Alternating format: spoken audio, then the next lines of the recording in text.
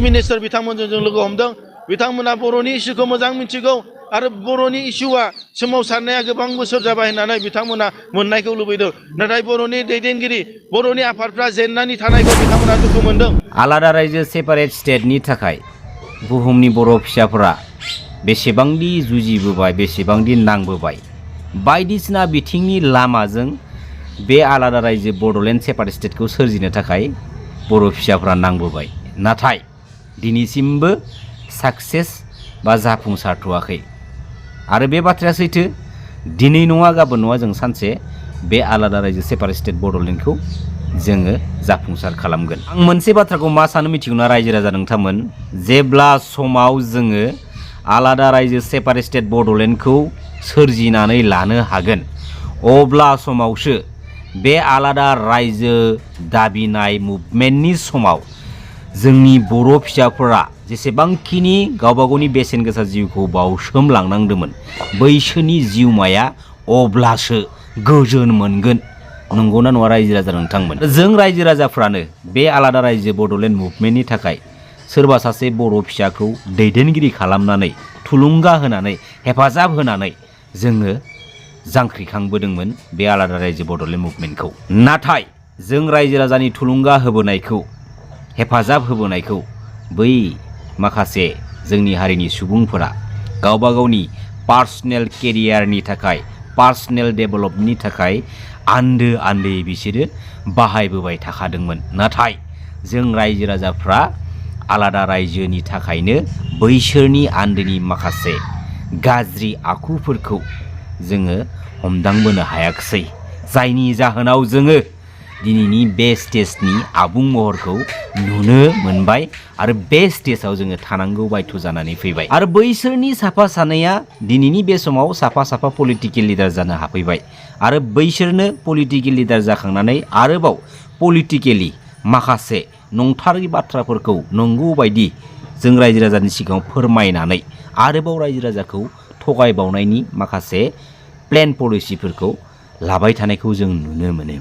दा मोनसे बाथ्राया मा रायजो राजा नोंथांमोन जाय सुबुङा जोंनि हारिनि सुबुंफोरनि बेसेनखौ समफोरखौ गावनि बेनिफिट्सनि थाखाय इउसलेस खालामबोदों आरो जाय सुबुंफोरा दिनैनि बे समसिमहालागै जोंनि गासै बुहुमनि बर' माहारिफोरखौ गावबा गावनि बेनिफिट्सनि थाखाय थगायबोबाय थादों बैफोर सुबुंफोरनि इन्डिंआ जोबथि साना मालाबाबो मोजां जानाय नङा बे बाथ्राखौ गोसोआव लाखिनाया मोजां। बैफोर नेतागिरि लिडारगिरिफोरा बे गणतान्त्रिक लामाजों जोंनि बे आलादा रायजो सेपारेट स्टेटनि थाखाय जा मुभमेन्ट खालामनाय समाथ' जोंखौ मालाबाबो थाद'नो थिनाखै आरो सिटुवेसनावबो जोंखौ मालाबाबो थाद'नो थाखाय थिनाखैमोन जायनि थाखाय जोंनि हारिनि माखासे लिडारफोरा मानगोनां प्रमद बर' बिथांखौ बुंदों बियो आं बुंनाय जों बुंनाय बाथ्रा नङा लिडारानो बुंनाय बाथ्रा जे मानगोनां प्रमद बर' बिथाङा जेब्ला समनिफ्राय एबसुनि आफादगिरि जादों बड'लेण्ड मुभमेन्टखौ जेब्ला समनिफ्राय लिड खालामदों लिडिं लादों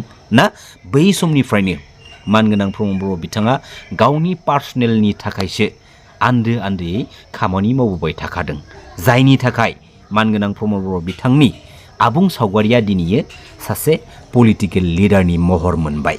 दा बै समनि आरो दिनैनि बे समनि माखासे थासारिखौ जोंबो जुदि नोजोर होनानै नायनो थाङोब्ला बिजिरनो थाङोब्ला बाथ्राखौ जोंबो सैथोखौनो नुहुरो आरो जायफोरा पलिटिकेलि इसु खालामनानै डायलग मारिबाय थायो बैसोरनि गेजेरनिफ्रायनो साफा सानै ओरैबायदि लिडार दङ जायफोर लिडारफोरानोखि बे थांनाय बिटिआर बड' पिस एकर्डनि साफा साफा सिगनेटरि जाबोनो हानाय साफा साफा लिडार आरो बैफोर लिडारानो बिटिआर बायदि मोनसे एग्रिमेन्ट खालामनायनि सिगाङावहाय बे बिटिआर एकर्डनि लेखा बिलाइयाव मा लिरजानाय जादों मा सोसनजानाय जादों बेखौ बिसोरो आबुङै फरायग्रोनो थाखाय चान्स मोनग्रोनाय।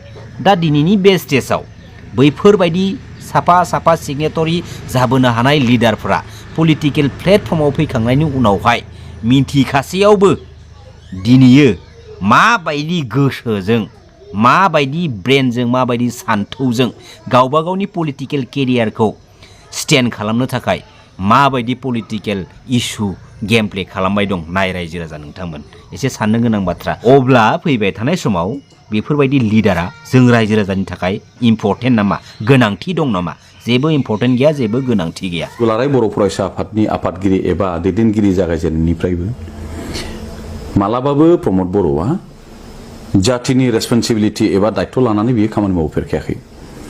बेनिखायनो दिनै जोबथानायाव बड'लेण्ड इस्युआ आंनि नङा होननानै प्रमद बर'आ बुंनाया जेबो गिदिर खोथा नङा। बे आन्दलनजों जड़ित खालामनानै गावखौ लिडारशिप नेतृत्व होनाय आगसारि एबा दैदेनगिरिनि गावखौ महर मोनहोनाय बेनोल' उद्देश्यमोन। थाखानाय बिटिसिआव बोरैहाय नेता जानो हायो एबा चिफ जानो हायो बेखौनो बे टारगेट खालामनानै खामानि मावबाय थाखादोंमोन। गतिके दिनैनि दिनाव प्रमद बर'आ बे जिखिनि खोथाफोर बुंदों प्रमद बर'खाय बे खोथाखौ बुंनो हायो। বিপিএফ দল বর্তমানৰ যেটো পৰিস্থিতি এই উপনিৰ্বাচনৰ পিছত এইটো আৰু দল হিচাপে নাথাকে। এই কথাটো বহুতো মেল মিটিঙত আমি দেখিছোঁ। দেখাৰ কাৰণেহে আমি কৈছোঁ। এতিয়া মই অথবা আমি বিপিএফ দলত উভতি যোৱাৰ কোনো প্ৰশ্ন নাই। বৰঞ্চ প্ৰতিদিনেই বিপিএফ দলৰ পৰা ইউপিপিএল দলত হাজাৰ হাজাৰ দলীয় নেতা কৰ্মী যোগদান হৈ থকাটো আপোনালোকেও দেখিছে। প্ৰমোদ বড়োৰ কথা কিয় সুধি থাকে এই বুৰ্বকৰ কথাটো? চন্দন ব্ৰহ্মক কৈছে আৰু ঘূৰি নাহে। চন্দন ব্ৰহ্মৰ কথাটো বাদ দে। ক'ত যে ফাঁচিছে জাম্বা প্ৰমোদ বড়ো এই চন্দন এই এফচি অফিচত পাথৰ মাৰা মানুহ, এফচি অফিচত মাল খাই পেলাই কিমান বাৰ পাথৰ মাৰিছে। এই মানুহে এফচিৰ লগত যাই পেলাই মিলাইছে। এই এফচি থাক কিবা মানুহ কৰিব লাগে তাতে খুচা বহি যাম। बिटिआर गोरोबथाया 2025 5 बोसोरनि मोनसे सम फैगोन आरो बे सम आरो थासारिखौ नायनानै गोबां बिटिआर गोरोबथानि दफाया मावफुंजानायनि उनावबो माखासे जिहेतु दफा दङ, जेरैहाय गामि सोसननायाव खालि 60 गामि जोंहा दिनै सोसननानै आद्रा जानानै दङ आरो बेखौ मोनफुंनांगौनि थाखाय दिनै दुलाराय बर' फरायसा आफादा जों खामानि मावदों आरो आसाम सरकारनिफ्रायबो जि कमिसनखौ दाबाय बे कमिसननि दारै बे कमिसनाबो सोलिगासिनो दङ आरो बेबायदिनो बिटिसि एकर्डनि उनाव थालांनाय गामिफोरखौबो सोसननायनि थाखाय बे कमिसनजोंनो दिनै खामानिया सोलिगासिनो दङ। बिटिआर एकर्डनि गेजेरजों बर' कसारि अट'नमास वेलफेयार काउन्सिल बियो जानानै फैबाय। दा बेयो दिन्दांदां महराव दङ। दिनैसिमबो ना बिनि रां बावजाया बारायदों, ना गामि नटिफिकेसन भिलेज नटिफिकेसन ओंखारदों, ना आरो इलेक्सन बिसायख'थि फाथिनांगौनि खोथा ओंखारदों। दा बेफोर खोथाया दिनै आद्रा जानानै दं। दा बेखौनो दिनैनि मेलनि गेजेरजों जे खावलायनो लुबैगोन आरो मेलनि गेजेरजों बेखौनो खावलायदों जे आसाम सरकार बिथांमोनखौ खावलायदों जे बर' कसारि वेलफेयार अट'नमासनि जि काउन्सिलनि रां बावजा बे रां बावजाखौ बारायनांगौ आरो गामिनि जि भिलेज नटिफिकेसन बे भिलेज नटिफिकेसनफोरखौ थाबैनो खालामनानै होनांगौ। आरो गुबुन मोनसे बाथ्राया जाहैबाय भिलेज नटिफिकेसन फोसावखांनायनि उनाव आरो बिसायख'थिखौ थाबैनो खुंनानै होनांगौ।